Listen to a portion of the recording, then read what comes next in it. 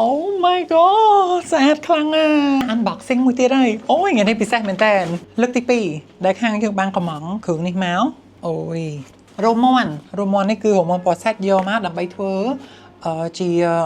កសែងបង្កដើម្បីឲ្យភ្ញៀវយើងគាត់ពាក់ជាមួយនឹងរ៉ូបរបស់គាត់ដែលយើងច្នៃឲ្យដែរហើយពាក់ជាមួយនឹងកម្មវិធី after party តោះ Oh my god ទាំងអស់នេះគឺវាមានដូចជា10ដុំជាងហើយមួយដុំនេះគឺមាន100រោមអូយសុំមើលសិនមើលតើឃើញតិចទេណានេះខ្ជូតណាមួយដុំនេះមាន100រោមប្រវែង30ទៅ35សង់ទីម៉ែត្រប្រហែលមក10ដុំជាងដូចជា15ឬក៏16ដុំអញ្ចឹងទាំងអស់ហ្នឹងគឺវា1000រោមជាងបងប្អូនមកឥឡូវខ្ញុំបើកមើលឲ្យមួយណាវាហុយ That's my least favorite part ប៉ុន្តែពេលដែលហុយអស់គឺលែងអីអូវ៉ាវនេះអូវ៉ាវ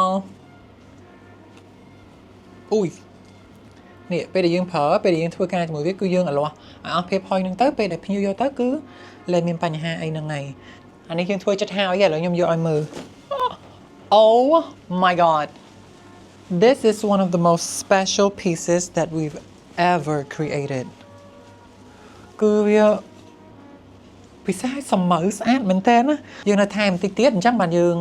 កំងមក1000រោមជាងទៀតហ្នឹងណាក្នុងនេះគឺមាន2000ប្រហែលជា2500រោមហីច្រើនណាស់បងប្អូនច្រើនមែនតើហើយកម្មវិធីគាត់ពេលដែលគាត់បានស្លៀកឲ្យគាត់ផ្ញើរូបមកឲ្យខ្ញុំនឹងបង្ហាញបងប្អូនមើលណា